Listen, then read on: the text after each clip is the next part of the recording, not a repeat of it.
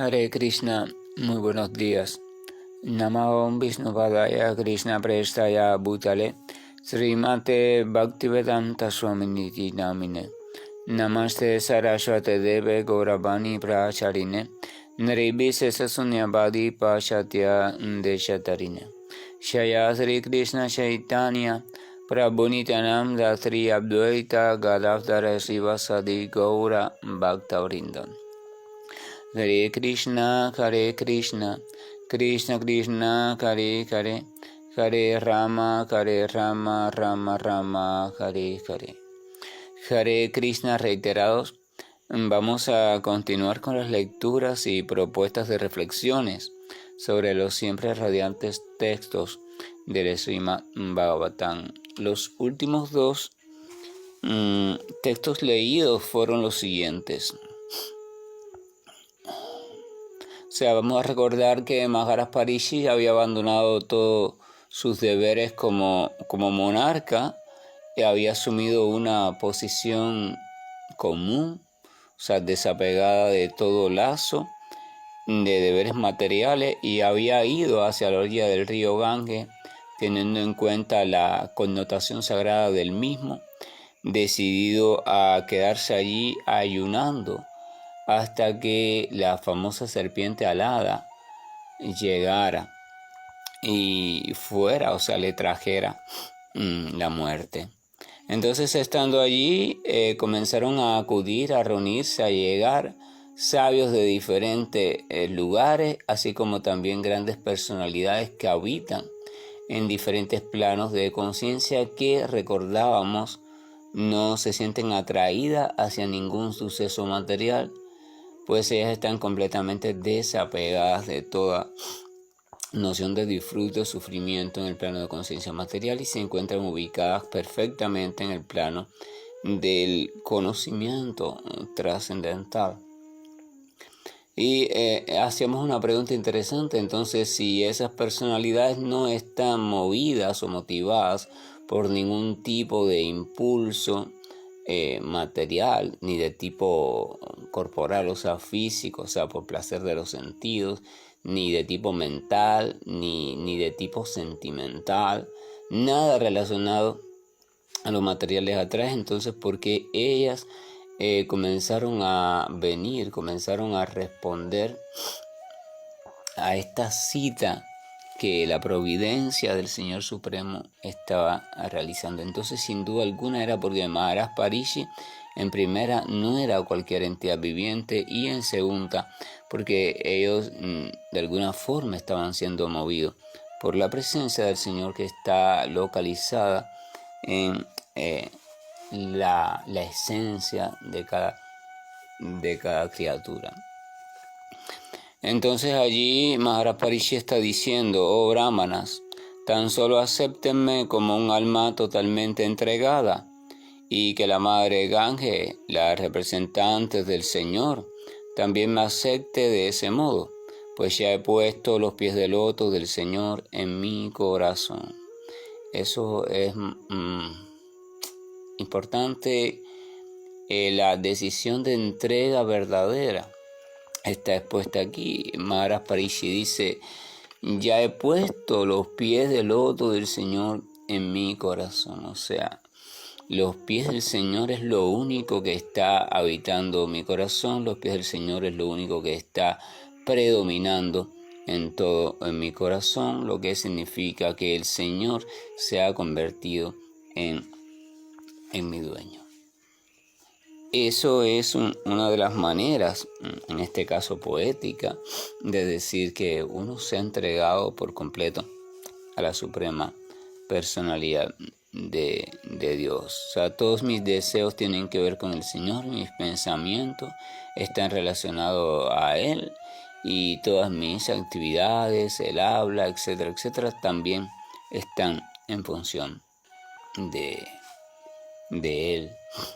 Fíjense algo interesante, o sea, poner las cuestiones en función de Krishna, en función de la suprema personalidad de Dios, no significa necesariamente, por ejemplo, hablar sobre teología o hablar sobre religión, sino que significa que todo aquello que se hable de un modo u otro va a contribuir o va a ser de utilidad para que la propia persona u otras personas comiencen a sentir el deseo de transformar su vida y así también al mismo tiempo vayan adquiriendo una nueva perspectiva desde la cual comenzar a observar todo lo que llamamos nuestra existencia. Continuó diciendo que la serpiente alada o cualquier otra cosa mágica que el Brahmana haya creado, me muerda cuanto antes. Yo solo deseo que todos ustedes continúen cantando acerca de las hazañas del Señor Vishnu. Cuando comenzamos nuestro acercamiento progresivo hacia la trascendencia o en búsqueda de aquello que consideramos se encuentra más allá, ¿no? Lo que la gente llama el más allá, etcétera, etcétera. Cuando aceptamos la existencia de una suprema personalidad o de un poder supremo o al menos un poder superior, con respecto a la posición en la que nosotros estamos.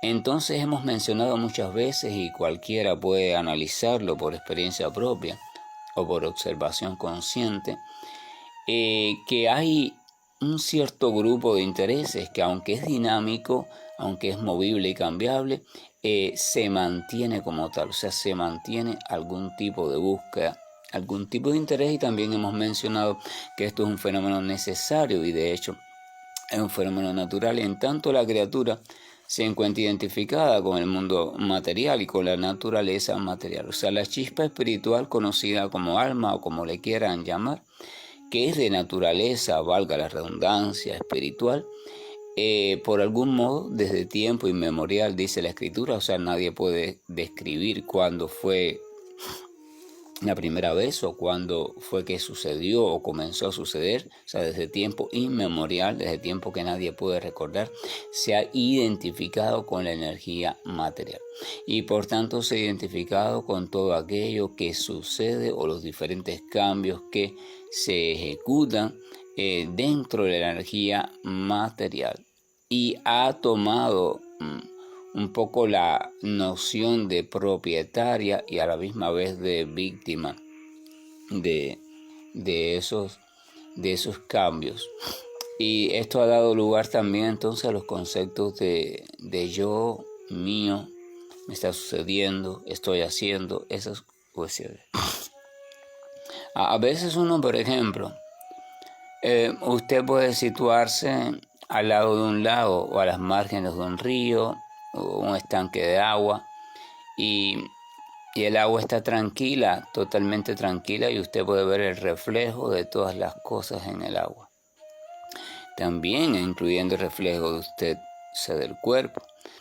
Entonces vamos a suponer que usted lanza una piedra al agua, la piedra cae, hace un movimiento ondulatorio en el agua, ¿y qué pasa con el reflejo? Su cuerpo empieza a curviarse, su cuerpo empieza a desproporcionarse, ¿verdad?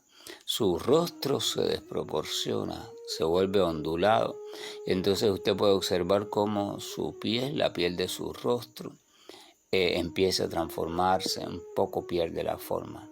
La pregunta sería, ¿está su rostro perdiendo la forma? No, ¿verdad? Cualquiera podría decir, no es mi rostro. Es el reflejo de mi rostro en el agua lo que está perdiendo la forma. Vamos a suponer que hay alguien al lado suyo que hace la misma operación y entonces empieza a dar gritos y empieza a pedir auxilio. Y cuando usted le mira y le pregunta, ¿pero qué te sucede? Esta persona dice, ¿es que acaso no lo ves?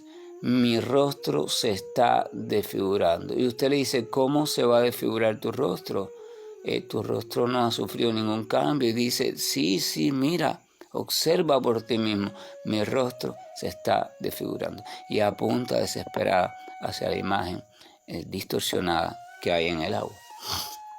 Entonces usted enseguida diría, estás loco, o este hombre está loco, ¿verdad? Necesita algún tipo de ayuda, de urgencia desde el punto de vista mental. Cualquiera podría distinguir eso como algún tipo de trastorno que está ocurriendo allí.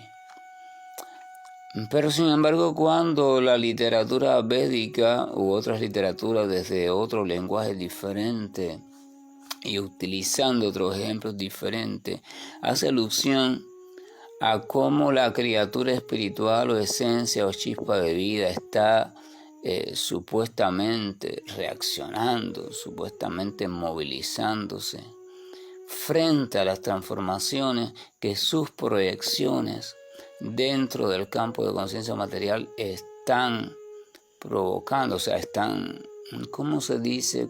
De las cuales están siendo objetos, o sea, las proyecciones de los cambios de los cuales están siendo objetos, y entonces se preocupa, se altera, ¿verdad? Se cree que es ella, etcétera, etcétera. Y a eso se le llama sufrimiento. Cuando ese movimiento es identificado como algo que le gusta, entonces le llama gozo. La entidad viviente esencial, su presencia se va a reflejar en todos los niveles del plano de conciencia material. O sea, su presencia se va a reflejar a nivel del plano conocido como la mente, a nivel del cuerpo, los sentidos, a nivel de la inteligencia, a nivel del ego, de las identidades. En todos los niveles o planos va a haber una representación de la entidad viviente. Ninguna de esas representaciones va a ser la entidad viviente, pero en todo se va a reflejar la presencia de la entidad viviente. Realmente ella no está presente en ninguno de esos niveles, pero simplemente cada uno de ellos va a reflejar, va a hacerse eco de la existencia innegable del alma, pero va a hacerlo según las propias características de dicho campo de existencia o plano de existencia y a modo de dicho plano. Entonces Mahara Parishya estaba pidiendo una sola cosa, o sea, a él no le interesa que la serpiente la venga y le muerda, sino que lo que quiere es tener la oportunidad de continuar escuchando hablar sobre cuestiones relacionadas a la suprema personalidad de Dios. En la literatura trascendental se explica que el Señor es infalible, el Señor nunca cae en ilusión. Por tanto, si usted permanece de algún modo relacionado de forma consciente al Señor, unido de forma consciente al Señor, este unido significa en un vínculo cuya forma natural es a través del amor. Si usted permanece en esa posición, entonces usted va a poder también permanecer lúcido. En tanto, el Señor nunca cae en engaño ni en ilusión. Las modalidades de la naturaleza material son conocidas, por ejemplo, como gunas o las gunas, ¿verdad? Las modalidades de funcionamiento o las potencias internas básicas de la naturaleza material, lo que hacen que la naturaleza material asuma un modo u otro, una forma u otra, o un suceso u otro, a eso se le llama gunas. Una de las cualidades del Señor o características de la suprema personalidad de Dios y así también del devoto puro del Señor, en tanto está constantemente en presencia del Señor, es que el Señor es nirguna. O sea, el Señor no está atado, no está condicionado, no está engañado por la acción de las modalidades de la naturaleza material. Él es nirguna. Él no actúa forzado por la ignorancia, ni por la pasión, y ni siquiera por la bondad conocida en el plano de conciencia material. El Señor actúa en pleno conocimiento, el Señor actúa en pleno amor y de hecho es el propio Señor la fuente de todo conocimiento perfecto y de todo puro amor, y al mismo tiempo es Él el propio conocimiento y el propio amor. Entonces, cuando uno de algún modo logra irse situando cada vez más y de manera consciente en la presencia de ese conocimiento y de ese amor, de esa personalidad perfecta y eternamente conocedora, gozosa, amorosa, entonces no puede ya la criatura responder a los mandatos o a los arrastres de los diferentes sucesos que las modalidades de la naturaleza están provocando. Vamos a entender esto de la siguiente manera, como la energía material como si fuera un gran estanque, ¿verdad?, de energía total. A eso se le llama Mahatattva, al menos en sánscrito, o la categoría, la gran categoría. O sea, tattva hace alusión a algún tipo de categoría y más a aquello que es lo más grande dentro de eso. Por tanto, la gran categoría de donde salen todas las diferentes categorías posteriores. Entonces allí, en ese océano, tiene en sí mismo tres opciones de moverse o de ondular. Tiene la opción de permanecer completamente inactivo. Tiene la opción de crear o moverse en función de un oleaje bastante loco, convulso y peligroso. Y la opción de tener un oleaje acompasado, suave, rítmico y hermoso. Cuando está completamente neutral, cuando no tiene el más mínimo movimiento, entonces a eso se le llama la modalidad de la ignorancia o tamas guna. Cuando hay un movimiento enloquecido o perturbador que no tiene mucha organización, aunque tiene alguna, entonces ese movimiento tan peligroso se le llama raya, o sea, la modalidad de la pasión. Y sattva guna es lo que llaman la modalidad de la bondad, que es cuando hay un movimiento, pero este movimiento es completamente armónico, suave, delicado, y de una forma progresiva va pasando de una representación a otra, de una cuestión a la otra. Entonces esa es la modalidad de la bondad, un movimiento atractivo, organizado, armónico. Entonces, nirguna significa que la criatura original no se confunde o no actúa, no toma decisiones, no piensa, arrastrada por ninguno de esos movimientos. Evidentemente, en el mundo material o plano de existencia material siempre estamos envueltos en esos movimientos porque estamos actuando desde una maquinaria conocida como cuerpo-mente que está subordinada a diferentes combinaciones de esos movimientos, modalidades o tendencias. No somos más que una combinación muy compleja y superpuesta de diferentes tendencias. Y esas tendencias arrastran. Pero en el plano de conciencia espiritual, esas tres tendencias se han superado porque la criatura ya no está mirando su reflejo en el lago, no está identificada con su reflejo en el lago, sino que se ha redescubierto, disculpen, a sí misma como algo que está fuera del lago. Es decir, que no está constituido de la misma sustancia de la cual está constituido el lago de energía material.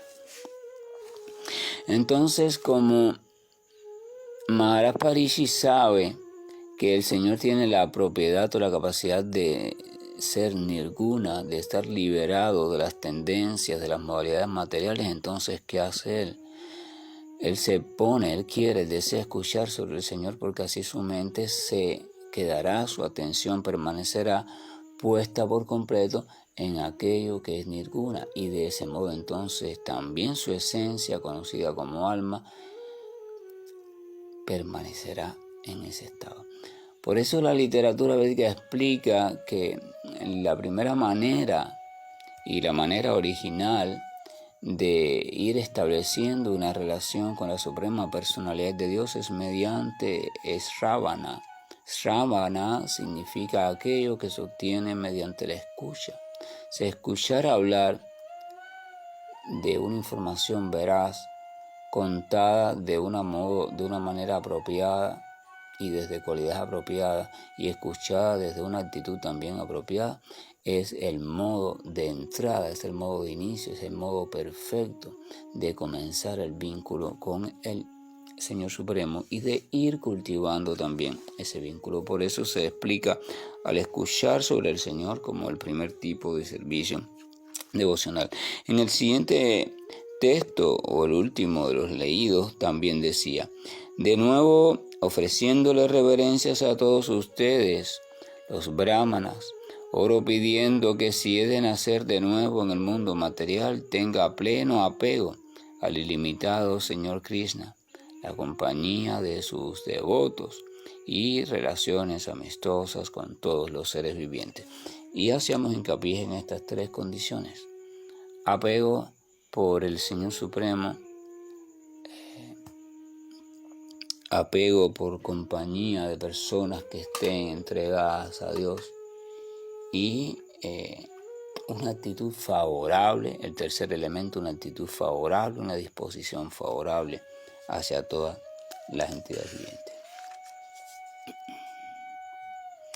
Entonces dice el texto, después de decir esto, con perfecto autocontrol, Maharaj Parishi se sentó en un asiento hecho de hierba seca, colocado en las riberas del sur del río Gange, con las raíces de la paja en dirección al este, y él se puso de frente al norte.